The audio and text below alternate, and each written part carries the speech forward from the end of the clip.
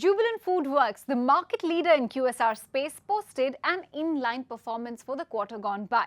JFL is enhancing its core Dominos business in India by opening new stores and boosting the same-store sales growth driven by new product offerings. Scale-up of new businesses would also aid revenue growth.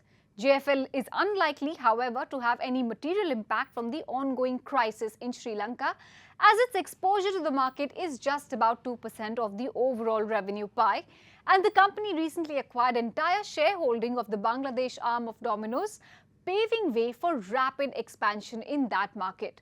Despite inflationary pressures and split store strategy, JFL has broadly maintained EBITDA margins over the last 2 quarters, indicating the strength of business. It aims to maintain its EBITDA margins in the current fiscal, which implies a healthy, profitable growth. And we stay bullish and advise investors to add the stock to their portfolio. Jubilant Foods' revenue grew 41% year-on-year due to a low base effect. Like-for-like store growth of non-split stores stood at 28% year-on-year. Dine-in and takeaway channels both witnessed a strong growth YOY and QOQ, given the end of COVID-related restrictions in the quarter gone by. In fact, it reached very close once again to the pre-COVID levels. Delivery channel continued to hold up despite recovery in the dine-in space. JFL's gross margins dropped marginally YOY owing to increased food and oil prices. However, operating leverage as well as improvement in business efficiency led to the company slightly increasing its EBITDA margins in Q1 FY23. Net profit grew 62% YOY. Jubilant FoodWorks plans to continue strong store expansion for the core Dominos brand. In Q1, in fact, it opened 58 new stores, which is the best ever in the beginning quarter of the fiscal. Store openings would be primarily in new areas, of which there would be some amount of split stores as well. Now, in the new store openings in these new markets, the focus will be on entering new cities as well as new areas within the existing cities or towns.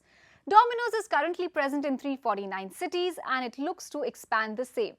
Apart from that, Domino's would also roll out split stores in high potential areas to better serve customers. In totality, the company plans to open about 250 new stores in the current fiscal across different formats. Management sees huge potential for new store additions in the Indian market over the medium to long term. Jubilant FoodWorks chicken offerings under Popeyes brand has received a good initial response. Its menu offerings as well as store economics have been worked out and they do meet JFL's benchmark targets. Jubilant aims to scale up the business this fiscal. The company opened 2 new stores in Q1 FY23 and aims to open about 20 to 30 more stores in this fiscal.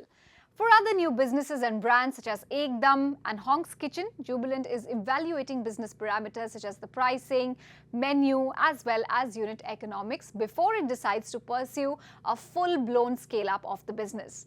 Also, it's working to make Dunkin' a coffee-first brand and is working on the beverage menu. It's also altering the food portfolio to offer items that complement coffee. We believe the scale-up of Hong's, EBIDTA and Dunkin' will be effective in the next fiscal. To tackle rise in input costs, both fuel as well as food prices, Jubilant undertook 2 pricing actions, one in December 2021 and the other one this year in April. JFL has largely maintained gross margins in the last 2 quarters as price hikes and efficiency improvement measures have helped effectively counter cost increases. JFL has stated that it's witnessing moderation in inflation and believes that no further price hikes would be necessary. Also, despite the split store strategy adopted by the company in the last 2-3 quarters failed to make any major dent in the overall profitability. Jubilant has stated that split stores are being added in high catchment areas and have minimal effect on existing stores' profitability. JFL expects the margins to remain in a healthy range of 25%, which was the level last seen in the previous fiscal year. At the current market price, the stock is trading at a PE of 55 times its FY24 projected earnings, which is lower than its long-term historical range. Therefore, we believe long-term investors can look to add the stock to their portfolio.